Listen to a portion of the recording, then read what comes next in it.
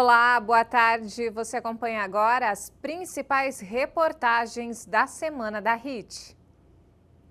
E o setor de shows e eventos de São Paulo está animado. Depois de quase 2 anos com as atividades suspensas por causa da pandemia e um prejuízo total de 230 bilhões de reais, o governo liberou todas as restrições.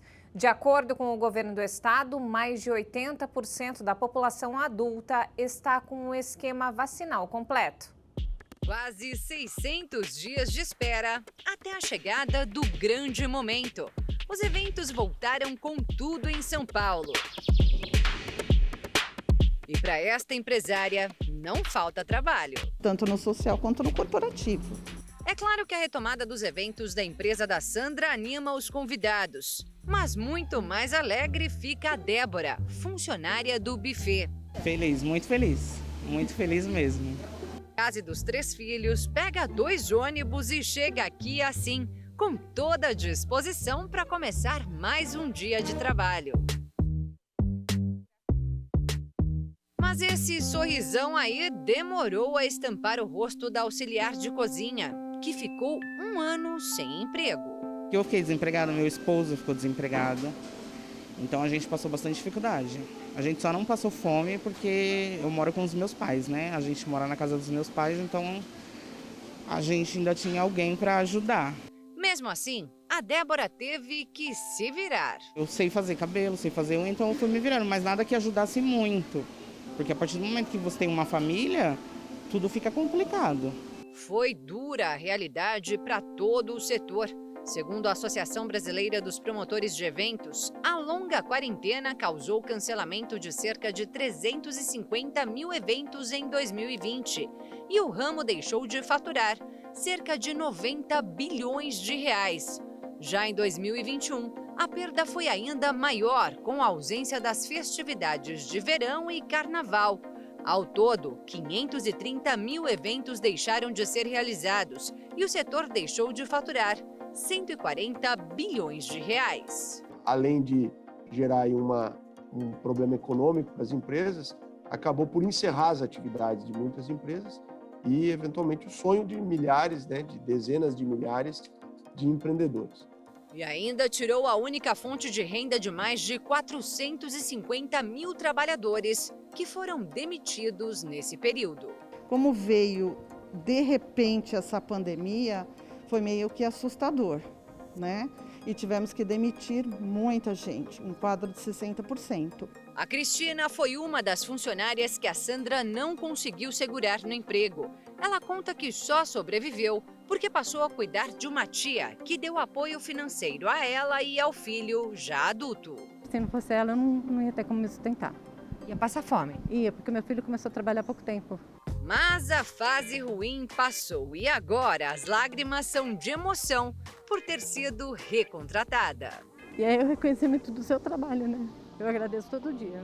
Além dela, a Sandra recontratou outros empregados demitidos no ano passado e alguns novos. Com um quadro atual de 270 funcionários, a empresária revela que hoje tem mais gente trabalhando em sua empresa do que antes da pandemia. E trabalho não falta. Além dos eventos fechados que nós tínhamos, estão vindo os novos eventos. Então eu acredito que final de 2021 e 2022 nós vamos ter realmente um boom dentro dessa área. Eventos sociais, museus e feiras corporativas retomaram as atividades em agosto. E neste mês de novembro voltaram os shows, pistas de dança e público em estádios. Agora sim, 100% das atividades voltaram com força total aqui no estado de São Paulo, sem restrição de público ou horário de funcionamento. O retorno total dos eventos aconteceu no momento em que o estado superou a aplicação de mais de 70 milhões de doses de vacinas contra a Covid-19. Mas ainda há cautela. Os contratantes estão preocupados com aqueles números grandes, então houve uma redução para evento, para que as pessoas fiquem mais à vontade, se sintam mais acolhidas no dia de evento.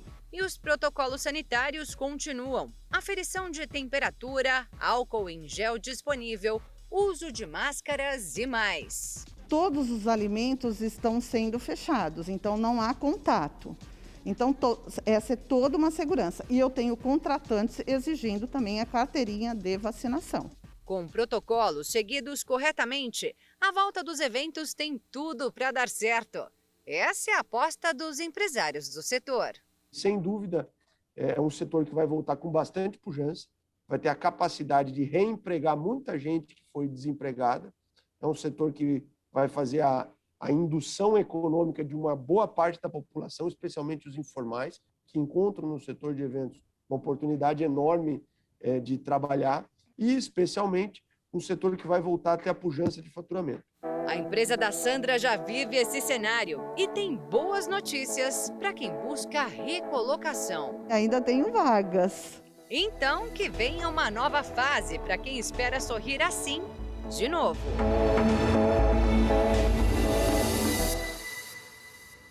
E olha só, a demanda por táxis no Brasil cresceu mais de 30% em 9 meses, segundo um levantamento realizado por um aplicativo de mobilidade com base em chamadas feitas pela plataforma. A flexibilização das medidas restritivas e a retomada da economia seriam algumas das razões do movimento. Mas passageiros pontuam outras questões para a troca dos carros de aplicativo pelo tradicional táxi.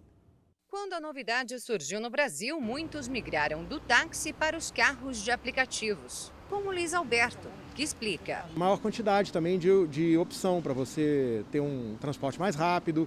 O nível de serviço era muito bom, com água, motorista educado, carros bons e num preço bem abaixo do que o táxi cobrava. Então, naquela época, valia muito a pena. Na época, valia, mas agora o bancário retorna à tradição. Entre carros de aplicativo e táxi, qual a sua preferência hoje? Hoje, táxi. Luiz pontua que o serviço dos carros de aplicativos caiu muito de uns anos para cá, especialmente após as sucessivas altas dos combustíveis.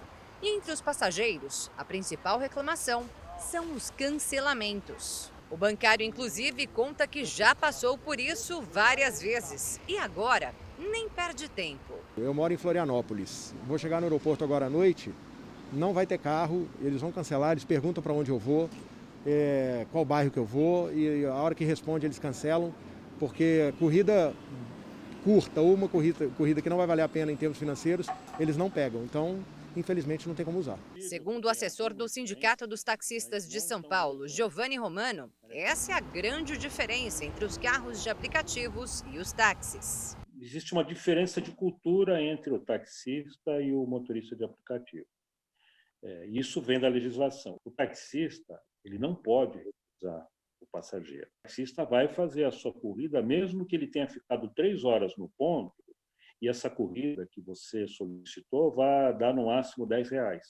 Já o motorista de aplicativo, ele tem a opção de ficar escolhendo e recusando aquelas que economicamente não interessam. A Geni preferiu não passar pelo constrangimento. Hoje a decisão de vir mais rápido, de ter mais tranquilidade, foi o táxi. O Miqueias, que é motorista de aplicativo no Rio de Janeiro, explica a situação.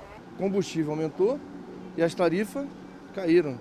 Como é que eu vou pegar uma corrida de 6,20, uma corrida de 6,20 com 10 km? Eu vou gastar quase 5 de combustível e vou ficar com 1,20. Não tem como. Mas para o cliente o problema vai além. A pedagoga que mora no Amapá disse que ficou ainda mais desapontada com o atendimento nesta visita a São Paulo. Já foi bem complicado de não querer levar a bagagem, né? Dizer, é com bagagem? Não, e ir embora, tá bem complexo. Por isso, para muita gente, o táxi acaba sendo a melhor opção. E o resultado? Segundo o levantamento recente entre os meses de janeiro e setembro deste ano, a procura por táxis cresceu cerca de 36% em todo o país. Mas aqui em São Paulo, esse aumento foi muito maior, de cerca de 126%. E aqui no aeroporto de Congonhas, na capital paulista, esse aumento fica nítido.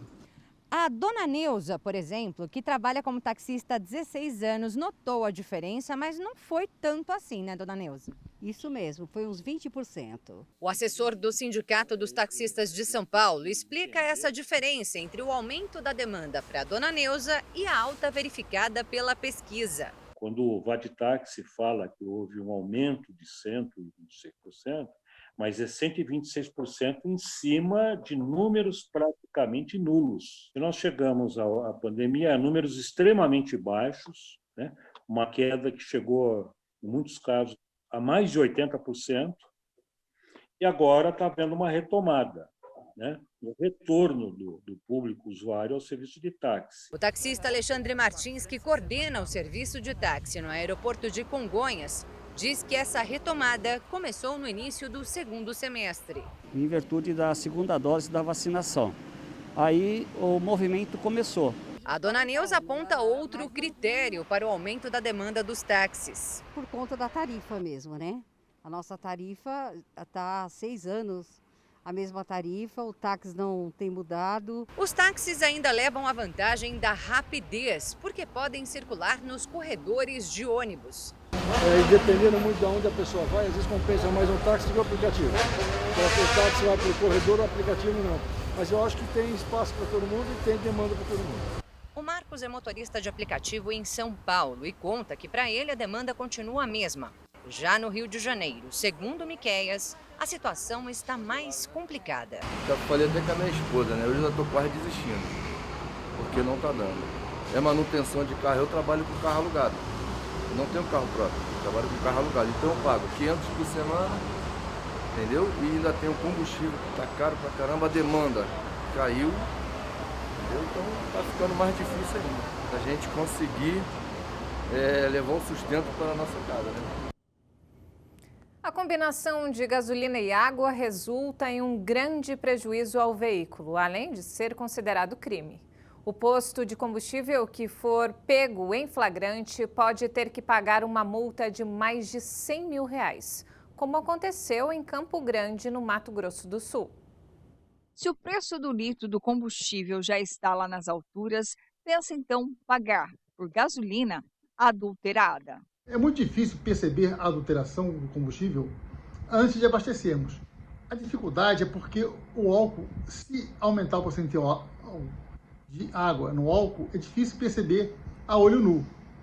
Como é difícil perceber se esse percentual foi acrescentado à gasolina. Ela decanta, então tem que botar num recipiente e esperar. O que a gente tem que fazer é testes diários nos postos de gasolina. O Inmetro sempre faz esses testes. Um consumidor fez denúncia desse tipo de ocorrência recente aqui em Campo Grande, da gasolina batizada. O veículo dele apresentou problemas depois dele abastecer em um posto de combustíveis. O prejuízo da água na gasolina foi de R$ 2.500. É dor de cabeça na certa, conforme o laudo técnico apresentado pela oficina, com a descrição dos problemas causados no carro por conta da gasolina adulterada e os serviços apontados para reparar os estragos. Kleber explica que as falhas mecânicas são percebidas com facilidade. Hoje em dia, a tecnologia que está embarcada nos automóveis hoje, ela permite já perceber que tem algo de irregular. Então, não vai ser o suficiente, essa água, esse resíduo, essa contaminação não é o suficiente para o carro parar, né? A pessoa não vai continuar rodando até o carro estragar. Como ele já para automático, então é só questão de limpeza. Ele vai falhando, o motor tem 4 cilindros, geralmente ele vai acontecendo de falhar 1, 2, 3. Bom, falhou mais de um, automaticamente o carro já vai parar. Uma situação que causa prejuízo ao cliente e, lógico, pode virar sim caso de polícia. É o que afirma o delegado Paulo Sá, da Delegacia Especializada de Repressão aos Crimes contra as Relações de Consumo. É o crime do artigo 7º da Lei contra a Ordem Econômica e é crime também contra as relações de consumo, que é venda de combustível adulterado. A pena é de 2 a 5 anos de reclusão. Aqui no caso do DECOM, nós tomamos conta da parte criminal, que é a parte de aplicação da pena, apuração de autoria, comprovação e, concomitantemente, também tem a atuação da ANP, Agência Nacional do Petróleo, e tem a atuação também do PROCON. Pela primeira vez no Brasil, a segunda maior expedição de gelo e neve do mundo chega em São Paulo para realizar sonhos. Mas será que é possível se divertir a 20 graus abaixo de zero?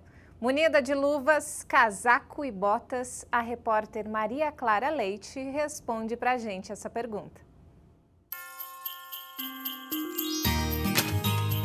Em plena primavera, uma parte de São Paulo enfrenta o frio do Ártico. Botas, luvas e casacos térmicos. Tem toda uma preparação para encarar o frio de 20 graus negativos. Aqui começa a nossa expedição ao Polo Norte em plena capital paulista. A partir de agora, nós pisamos em neve de verdade para conhecer esses 800 metros quadrados dessa aventura gelada. Pela primeira vez no Brasil, a segunda maior expedição de gelo e neve do mundo chega para realizar sonhos, como afirma um dos idealizadores do projeto. Quem não sonhou alguma vez de conhecer a neve, né? Você tinha essa curiosidade de conhecer a neve? Tinha. É bem interessante porque, assim, não tem no Brasil aqui, é bem diferente, né? É bem legal, é bem diferente, é realmente para tentar entender como que funciona, como que seria lá no Polo Norte, por exemplo, né?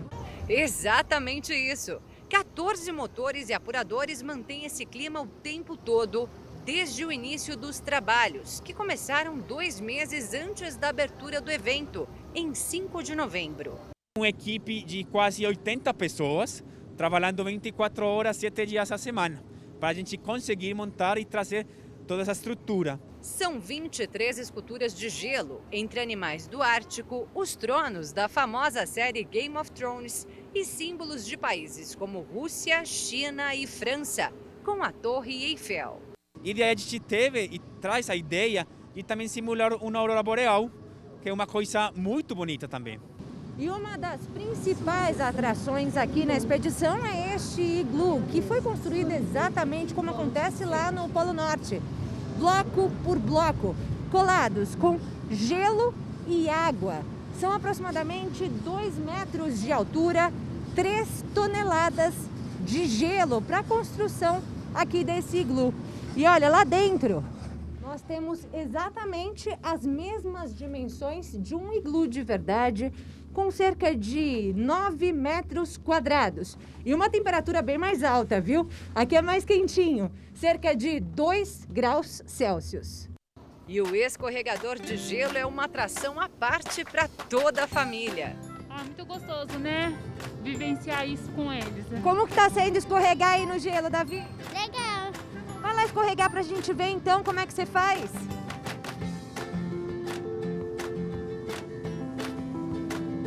Uhul! As crianças ainda aproveitam para fazer anjinhos e as famosas guerras de neve. Então a guerra de neve, eu acho que todo mundo alguma vez quis jogar neve a alguém, né? Então essa oportunidade de vivenciar isso. É a oportunidade também de enfrentar uma nevasca de verdade. Um momento único, uma experiência única com direito à nevasca. Olha só o microfone branquinho. A gente aqui sentindo a neve cair realmente. Se assim como eu, você não conhece a neve, essa é a minha primeira vez. Vale muito a pena vir até aqui, viver esse momento. A expedição Ártico Neve e Gelo está no Shopping Central Plaza até o dia 31 de janeiro de 2022. Avenida Doutor Francisco Mesquita, número 1000, na Vila Prudente, São Paulo. Para mais informações, acesse o site articoneve.com.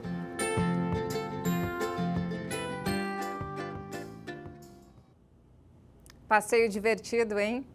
E veja a seguir, famílias recorrem a fogão a lenha após aumentos consecutivos no preço do gás de cozinha. E ainda, grafiteiros prestam homenagem à cantora Marília Mendonça na Zona Sul de São Paulo. Eu volto em instantes. Até já!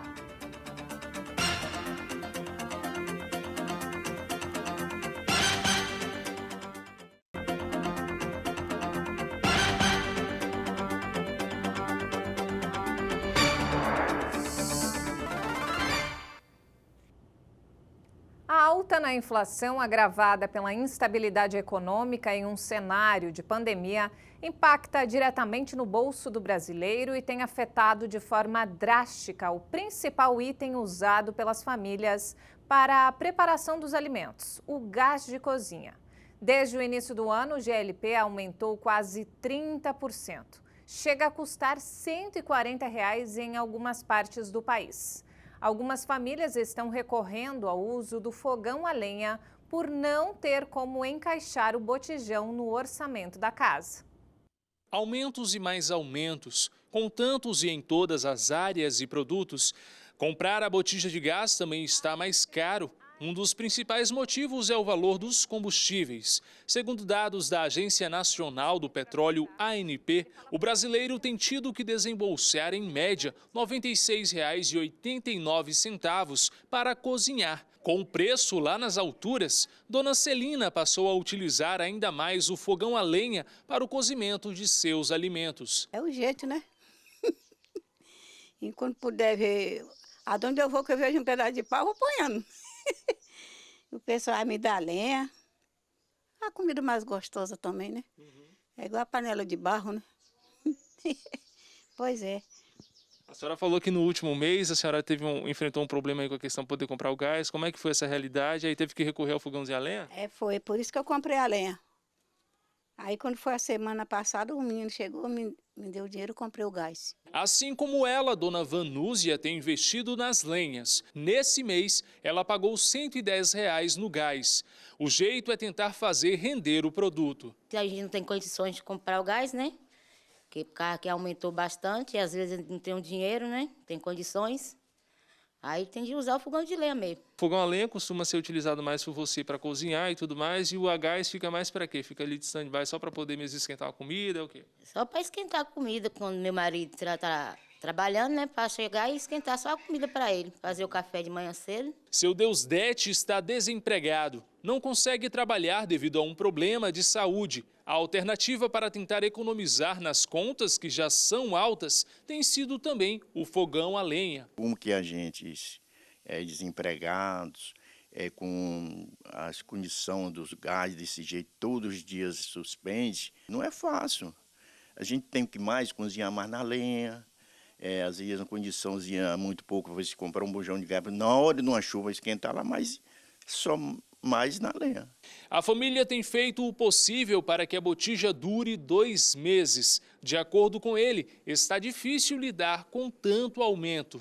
Esse mês eu comprei de R$ 113 por 30 dias, né? Aí, já nesse mês, a gente tem que fazer em tudo para um gás ir no máximo 60 dias, o que não é? Porque não fica difícil as coisas. Aí realmente nós temos que pedir muito a principal nosso Deus, né? Porque Ele que olha sobre nós. De acordo com este revendedor, já é possível perceber o reflexo dessa busca de muitos por alternativas mais econômicas. A pessoa que comprava um botijão para passar 30 dias, 28 dias, diminuiu agora. Ela passa agora 45 dias com a botija. Em Teixeira, o preço do gás de cozinha tem variado entre R$ 89,00 e R$ 92,00 à vista e no débito. No crédito, é acrescida uma taxa de R$ 3 a R$ 4,00. Com a gasolina mais cara, os valores de entrega também subiram. Estão entre R$ 5 e R$ 10,00. De acordo com o Observatório Social da Petrobras, OSP, os preços da gasolina e do gás liquefeito de petróleo, gás de cozinha, podem atingir os preços mais altos deste século. E vamos conhecer a história de uma mãe de Campo Grande que doou o rim para o filho e agradece a oportunidade de continuar com ele. O transplante foi feito após mais de um ano de adiamento por conta da pandemia. Agora os dois se recuperam e incentivam a doação de órgãos. Renier mora em Sidrolândia, é professor. A mãe dele mora em Aquidauana, é professora. Os dois estão ainda mais unidos pelo amor. É uma coisa tão boa você saber que Deus te deu a oportunidade 2 vezes de ter o mesmo filho. Um pedaço dela dentro de mim e um pedaço meu nela, né, que é minha mãe. Renier ficou sabendo em 2019 que precisava fazer um transplante de rim. Prontamente, a mãe se colocou à disposição para ser doadora. O teste de compatibilidade levou 3 meses para sair o resultado. A gente fica numa aflição querendo que saia logo o resultado, mas quando saiu que deu compatível, nossa, eu gritei, eu pulei de tanta alegria. A cirurgia foi marcada para o início de 2020, mas aí veio a pandemia. Só no mês passado, o transplante foi realizado na Santa Casa de Campo Grande. Na avaliação do consultório, o que me chamou a atenção foi a vontade da mãe do Renier em ser a doadora. Então, desde o início, ela falava assim, não, vai ser eu, não vai ser outra pessoa. Eu tenho certeza que eu vou ajudar o meu filho. E a gente deu seguimento em todas as avaliações e a compatibilidade foi boa, o exame clínico foi bom, é uma pessoa com uma boa saúde. A Santa Casa de Campo Grande é o único hospital do estado credenciado pelo SUS para realizar transplante de rim. Em média, são 20 procedimentos por ano. No Brasil, a cada 10 rins doados, 8 são de falecidos e 2 de pessoas vivas. A oferta de órgãos aumentou no mundo todo, assim como no Brasil. Então, opta-se em usar o doador falecido, por ser um doador morto, em que a gente não vai poderia prejudicar a saúde desse paciente. E em casos excepcionais em que há a possibilidade do doador vivo, como foi o caso do Renier, da mãe dele, sendo uma pessoa que foi avaliada e teve a compatibilidade boa, os exames clínicos bons, a gente escolhe esses casos para fazer o doador vivo. Para Renier, o rim doado pela mãe já transformou a vida dele. Aos 32 anos, voltou a se sentir bem. Retornar à sua vida normal, Trabalhar, a sair de novo, a ter mais convívio, Conversem com seus familiares sobre doação de órgãos, façam cadastros, tá? Você pode doar medula, tem um monte de órgãos que você pode doar. Então, conversar sobre morte é muito importante. Por quê? Porque uma vida finda, mas outra continua vivendo. E você vai ter uma parte daquela pessoa que foi importante para você, dando vida para outra. É muito importante conversar sobre isso, porque é a única coisa que a gente tem de definitivo. E agora vamos falar sobre esporte. Olha só, a Copa Graça de Futebol Society entrou na fase decisiva. 300 jogadores de 21 igrejas da Baixada Santista participam da competição. As quartas de final foram marcadas por muita emoção. Uma disputa acirrada em cada palmo do gramado. Nervos à flor da pele. E muita emoção. Que isso, velho? O clima de decisão tomou conta da Copa Graça de Futebol Society. O torneio reúne igrejas da Baixada Santista. E no último sábado foram realizadas as partidas das quartas de final. Ao todo são 21 equipes e mais de 300 jogadores. Até agora foram realizados 89 jogos, com um total de 462 gols marcados. O envolvimento hoje, com certeza, em termos de juventude, é muito maior. Dá para se ver pelo ambiente, vários jovens, não só aqui do Boqueirão, mas da igreja do Boqueirão, mas como todas as outras, são 23 igrejas no total. Nós temos colhido muitos frutos, muitas pessoas desviadas que estão voltando para a igreja. Então está realmente algo muito espetacular. E a Copa Graça contagia até os líderes das igrejas, como o pastor Neifer de Bertioga. Ele atua como jogador e técnico do time. E olha só como o pastor ficou na beira do gramado. É Bertioga aí, ó! Ô Will, tem o gol lá, Will. Tem que pôr pressão no time aí para jogar certinho, Observar as falhas, porque não pode ter falha. Uma falha aí a gente toma gol, o resultado vai embora, Clima de decisão. Decisão, disputa cerrada. Bem diferente dos dias de culto. Senhor Jesus, eu entro em sua presença para te buscar, Senhor. No culto é só alegria, é comunhão, é amizade e a vida que segue, A gente vai sempre trazendo uma mensagem de amor, Às vezes aqui na hora do jogo os ânimos alteram, mas a gente sabe que a amizade prevalece, o amor de Cristo prevalece. A emoção não foi só dentro de campo. Do lado de fora, mais uma vez, uma torcida animada acompanhou os jogos e mostrou que toda a igreja se envolveu com o torneio.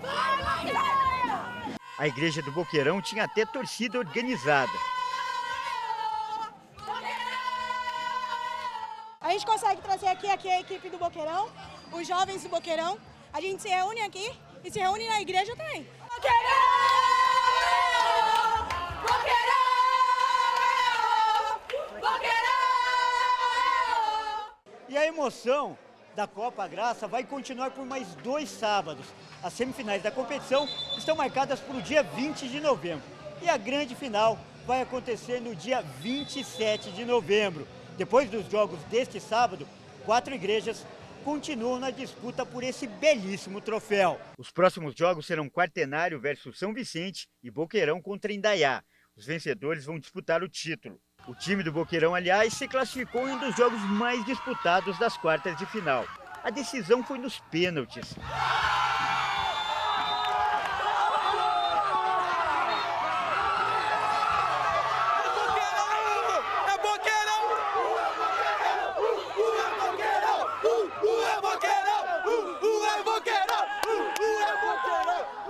Mais do que uma vitória, para o Gerson foi a realização de um sonho. Ele teve a oportunidade de jogar ao lado do filho, o Cauã, de 16 anos. O meu sonho, né, foi sempre um dia poder jogar um campeonato com meus filhos, né? E Deus realizou, né? Deus realizou para mim isso aí, fica até difícil de falar. Que bacana, então você está realizando um sonho. Essa é uma vitória mesmo, né, para você? Um sonho maior do que o Gerson imaginava. O talento que o Cauã mostrou com a bola nos pés na Copa Graça foi reconhecido. E ele foi convidado para jogar em um time profissional de Sergipe. Eu estou realizando um sonho meu.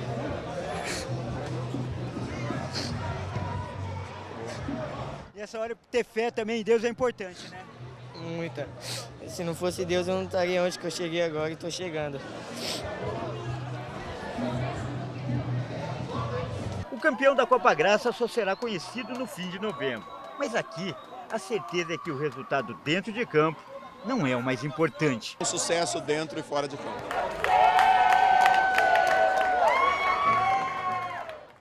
E vamos conhecer agora o incrível trabalho do Alan, um artista de Mato Grosso do Sul que se aventura nas mais diversas expressões artísticas com telas que ele encontra na natureza. De bordado em folhas secas a pinturas em penas, os detalhes são surpreendentes. Acompanhe. O artista escolhido pela arte usa dos meios que tem para externar o talento. Na infância, na roça, Alan só tinha a terra e nela desenhava figuras com que convivia. Depois, na escola, se destacava tanto no ramo artístico que por pouco não foi para a diretoria por ter feito um trabalho bem feito. Quando eu estava na escola, eu focava muito nos trabalhos, principalmente de artes ou de ciências, que tinha que desenhar o corpo humano ou algo do tipo. E teve uma tarefa que eu tinha que desenhar o esqueleto humano. E aí eu peguei e juntei 8 folhas sulfites, de 2 em 2, e fiz uma folha gigantesca na vertical e fiz um desenho do esqueleto humano, pintei, coloquei todos os detalhes e tudo mais, e levei que era uma tarefa de ciências. E quando eu cheguei para a professora e entreguei a tarefa, ela não acreditou que foi eu que fiz, pensou que eu tinha mandado alguém fazer para mim. E queria me levar para a diretoria por isso. E aí falou assim, não, então se foi você que fez, desenha pra mim ver, né, que é você mesmo que está desenhando. Aí eu comecei a desenhar, ela percebeu que foi eu mesmo que fiz, e aí ficou por isso mesmo. Logo depois ele passou pelo Núcleo Estadual de Atendimento de Altas Habilidades, onde descobriu que a partir de então teria uma vida pela arte. Das cores fortes, do neon, a obra passa pelo 3D, pintado em camadas sobre camadas de vidro com a representação dos animais do Pantanal. Uma variedade de estilos com um foco principal hoje. Hoje em dia, eu estou focado mais em testar suportes diferentes, tanto para o bordado como para a pintura. Então, comecei com a folha seca e disso foi me despertando essa vontade de testar outros suportes. Aí fui para a folha esqueletizada, já bordei em pétala de rosa, já bordei em penas, em asa de mariposa, em favo de abelha. Ele faz todo um tratamento nas folhas e até em penas. Algumas pinta, mas na maioria ele realmente borda. Com criatividade aflorada, olha só esse bordado em um favo de mel e o efeito gerado contra a luz. Representações da natureza que caíram no gosto das pessoas. Eu vou divulgando muito nas redes sociais atualmente, então o meu Instagram é alan.vilar. Aí por lá é só mandar uma mensagem que a gente vai conversando, combinando certinho. A matéria-prima para a obra do Alan vem da natureza, aqui do lado de fora de casa. E a partir de materiais que parecem ser tão simples, a arte cria vida e o artista pinta e borda. Eu estava muito focado no bordado atualmente, mas agora, como eu gosto muito de misturar as técnicas, comecei a testar essa questão da pintura com o bordado juntos, né? Então, literalmente, eu vou pintando e bordando nos trabalhos. Comovidos com a morte precoce e trágica da cantora Marília Mendonça após a queda de um avião bimotor em Minas Gerais, grafiteiros de São Paulo e do Ceará resolveram homenagear a cantora através da arte que dominam. A dupla estampou a imagem da artista em um enorme mural na zona sul de São Paulo. O trabalho tem feito muito sucesso e emocionado as pessoas que passam pelo local. O sorriso é o mesmo que encantou o Brasil. Nas mãos, o microfone, instrumento de trabalho com o qual construiu uma carreira de enorme sucesso. Foi assim, com traços, cores e tons, que dois artistas resolveram homenagear a cantora Marília Mendonça, que morreu no último fim de semana em um desastre aéreo. O enorme painel foi pintado na zona sul de São Paulo. E a iniciativa partiu de dois grafiteiros, Paulo Terra e Ed HP. E esse trabalho começou no próprio sábado. Logo depois do acidente que matou a cantora, os dois resolveram fazer a homenagem, que misturou dois sentimentos. O primeiro, o amor e o talento pela arte. E o segundo, a admiração por Marília Mendonça. São 6 metros de altura e 23 metros de largura. Além do tamanho, a riqueza de detalhes chama atenção. Porque os olhos dizem muitas coisas, né? Então, para mim, o mais marcante é o olho. Um cuidado que começou já na escolha da foto que seria reproduzida no mural. A minha maior preocupação é poder retratar uma imagem dela que as pessoas olhassem, batessem o olhar e falar, é a Marília Mendonça. Ela tem aquela característica dela, né? Mais cheinha e tal. E aí foi o que marcou, acho que para todo mundo. Então eu quis frisar realmente nessa imagem que ela é mais cheinha. Para a pessoa bater o olho e lembrar de uma música. Já era. O trabalho ainda está sendo finalizado, mas o resultado já agrada quem passa pelo local todos os dias. Eu gostei bastante dos traços do rosto, as cores que ele usa, tá vendo? É umas cores muito chamativas, tá vendo? Eu achei muito legal. Embeleza a cidade, deixa mais colorida a cidade. Parecido, cara. Quando bateu até assim, eu olhei, nossa, é igualzinho. Tá igualzinho, não tem nada que tirar dela aí. Passando aqui, todo mundo vai lembrar dela aqui, né? Eu acho que ninguém vai esquecer ela, que já não esquece nunca mais, mas passando por aqui agora, a pessoa vai lembrar dela. E a certeza de quem vê a obra é que a admiração por Marília Mendonça nunca vai se apagar, nem perder as cores. Porque aqui são todos fãs. O primeiro DVD que estourou dela foi o do Porteiro, né? Do Infiel, e eu escutava direto no carro. Dá pra cantar uma música dela, então? Bom, eu posso até tentar, mas melhor não, para não passar vergonha. Melhor eu grafitar mesmo. Cada um com a sua arte. Cada um com a sua arte. E essa edição fica por aqui. Você acompanha outras informações durante a nossa programação. E se quiser rever nossas reportagens, acesse o canal HIT Notícias no YouTube. Um ótimo domingo para você.